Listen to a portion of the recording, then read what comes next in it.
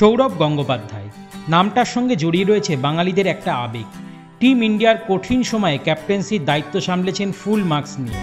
22 গজে সৌরভের দাদাগিরির ব্যাপারে সকলেই জানেন, কিন্তু 22 গজের বাইরে জীবনের মঞ্চেও ছক্কা হাঁকানো থেকে কখনো পিছপা হননি সৌরভ। মহারাজের প্রেমের মঞ্চে সাফল্য ধরা দিয়েছিল। তবে অনেকেই সৌরভ ডোনার প্রেম কাহিনী জানেন না। যে কোনো সিনেমার চিত্রনাট্যকে হার মানাবে সৌরভ ডোনার প্রেম কাহিনী। সৌরভের পাশের বাড়ির মেয়ে ছিলেন ডোনা, প্রতিবেশীকেই মন দিয়ে বসেন দাদা। সৌরভ ও ডোনার কম বয়সে তাদের পরিবারের মধ্যে একটা সময় দারুণ সম্পর্ক ছিল, কিন্তু পরবর্তীকালে তাদের দুই পরিবারের মধ্যে কথাবার্তাও বন্ধ হয়ে গিয়েছিল।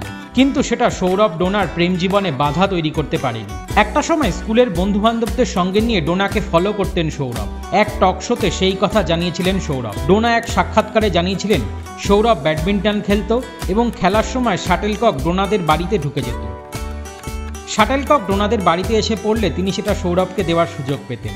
লুকিয়ে লুকিয়ে প্রেম করলেও সৌরভ ডোনার ভালোবাসা পূর্ণতা পেয়েছে। বাড়ির কাউকে না জানিয়েই 1996 সালের 12ই আগস্ট আইনি বিয়ে সেরে ফেলেন সৌরভ ডোনা। লুকিয়ে বিয়ে করার পর শ্রীলঙ্কায় অস্ট্রেলিয়ার বিরুদ্ধে খেলার জন্য চলে যান সৌরভ এবং ডোনা আগের মতোই তার বাড়িতে ছিলেন। কিন্তু লুকিয়ে বিয়ে করার পর মিডিয়া কোনোভাবে তাদের বিয়ের খবর পেয়ে যায়। ব্যাস, সৌরভের বাবার কানে পৌঁছে যায় সেই খবর। এই খবর শোনামাত্র ফোন যায় সৌরভের কাছে।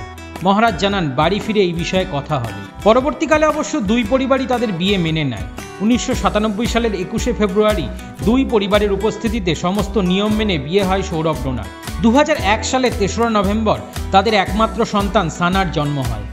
দেখতে দেখতে বিয়ের 27টা বছর কাটিয়ে ফেলেছেন সৌরভ ডোনা। ছেলেবেলার প্রেমও যে শত বাধা থাকলেও পূর্ণতা পায়, তার জলজান্ত উদাহরণ হলেন সৌরভ ডোনা।